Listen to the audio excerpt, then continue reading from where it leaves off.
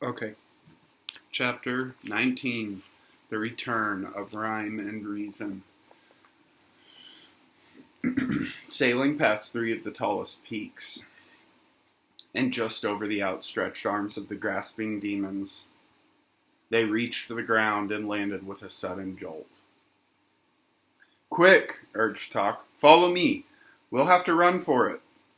With the princesses still on his back, he galloped down the rocky trail, and not a moment too soon. For, pounding down the mountainside in a cloud of clinging dust and a chorus of chilling shrieks, came all the loathsome creatures who choose to live in ignorance, and who had waited so very impatiently. Thick black clouds hung heavily overhead as they fled through the darkness, and Milo, looking back for just a moment, could see the awful shapes coming closer and closer. Just to the left, and not very far away, were the triple demons of compromise. One tall and thin, one short and fat, and the third exactly like the other two. As always, they moved in ominous circles, for if one said here, the other said there, and the third agreed perfectly with both of them. And, since they always settled their differences by doing what none of them really wanted, they rarely got anywhere at all, and neither did anyone they met. Jumping clumsily from boulder to boulder and catching hold with his cruel, curving claws was the horrible hopping Hindsight, a most unpleasant fellow whose eyes were in the rear and whose rear was out in front. He invariably leaped before he looked, and never cared where he was going as long as he knew why he shouldn't have gone to where he'd been. And most terrifying of all, directly behind, inching along like giant soft-shelled snails, with blazing eyes and wet, anxious mouths, came the Gorgons of hate and malice, leaving a trail of slime behind them and moving much more quickly than you'd think. "Faster!" shouted Tok. "They're closing in!" Down from the heights they raced, the humbug with one hand on his hat and the other flailing desperately in the air, Milo running as he had never run before, and the demons just a little bit faster than that.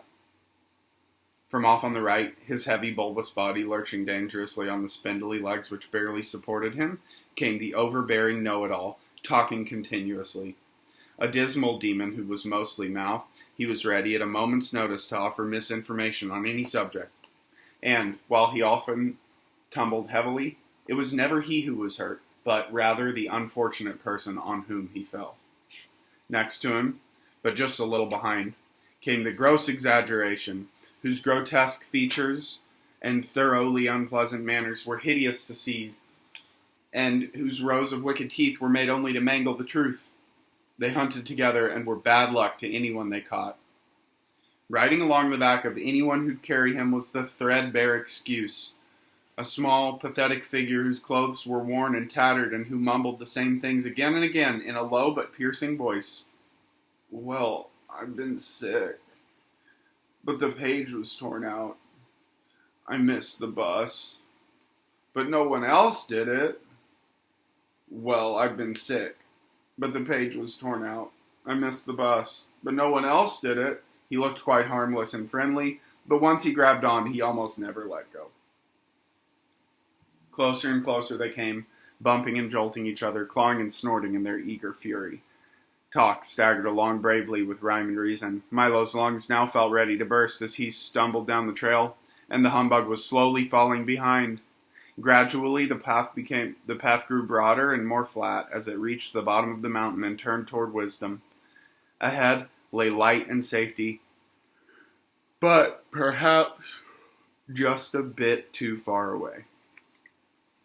And down came the demons from everywhere, frenzied creatures of darkness, lurching wildly toward their prey. From off in the rear, the terrible Trivium and the wobbly gelatinous giant urged them on with glee, and pounding forward with a rush came the ugly Dilemma, snorting steam and looking intently for someone to catch on the ends of his long pointed horns, while his hoofs bit eagerly at the ground.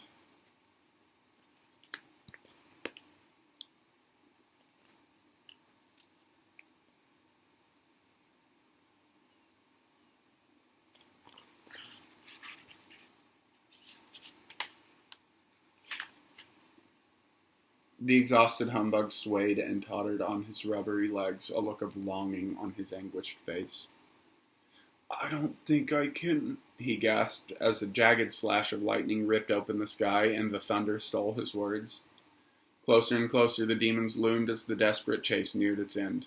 Then, gathering themselves for one final leap, they prepared to engulf first the bug, then the boy, and lastly the dog and his 2 passengers.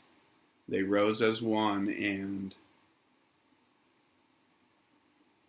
suddenly stopped, as if frozen in midair, unable to move, staring ahead in terror.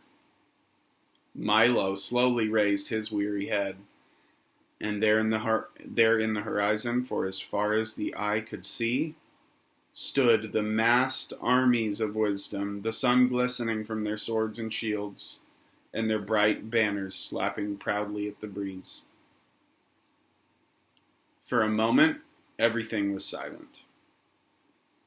Then 1,000 trumpets sounded, and then 1,000 more, and like an ocean wave, the long line of horsemen advanced, slowly at first, then faster and faster, until with a gallop and a shout, which was music to Milo's ears, they swept forward toward the horrified demons.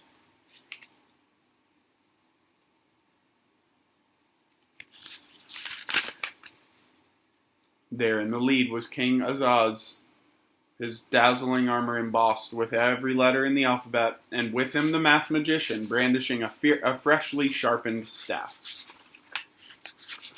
From his tiny wagon, Dr. Discord hurled explosion after explosion, to the delight of the sound keeper, while the busy din collected them almost at once.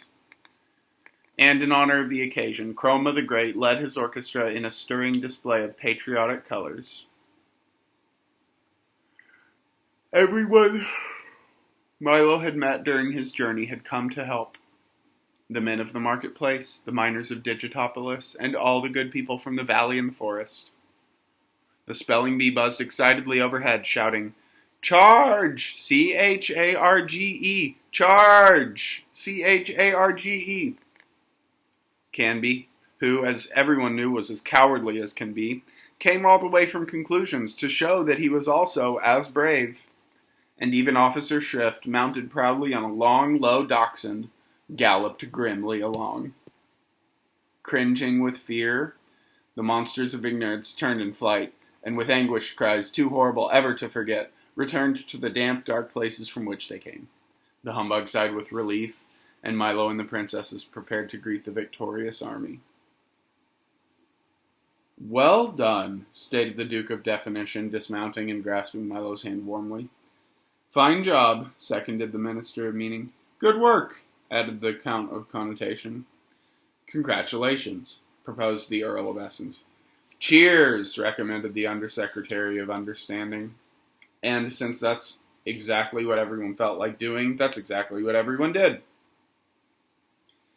"It's we who should thank," began Milo when the shouting had subsided, but before he could finish, they had unrolled an enormous scroll. And with a fanfare of trumpets and drums, they stated in order that, and this is the font. See that font that they're... Alright. "Henceforth, and forthwith, let it be known by all men that rhyme and reason reign once more in wisdom." The 2 princesses bowed gratefully and warmly kissed their brothers, and they all agreed that a very fine thing had happened. "And furthermore," continued the proclamation, "the boy named Milo, the dog known as Talk, and the insect hereinafter referred to as the humbug are hereby declared to be heroes of the realm." Cheer after cheer filled the air, and even the bug seemed a bit embarrassed at having so much attention paid to him. "Therefore," concluded the Duke, "in honor of their glorious deed, a royal holiday is declared. Let there be parades through every city in the land, and a gala carnival of 3 days' duration, consisting of jousts, games, feasts, and follies.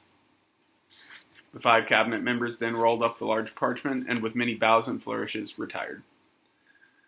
Swift horsemen carried the news to every corner of the kingdom, and as the parade slowly wound its way through the countryside, crowds of people gathered to cheer it along.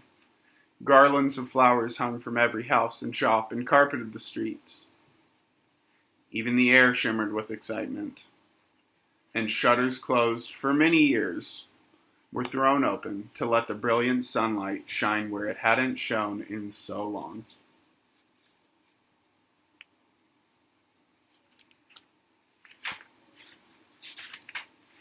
Okay. We're going to stop there because we have the second half of this chapter to go, and then the last chapter is super short. Like, unbelievably short. No, it's believable. Yeah.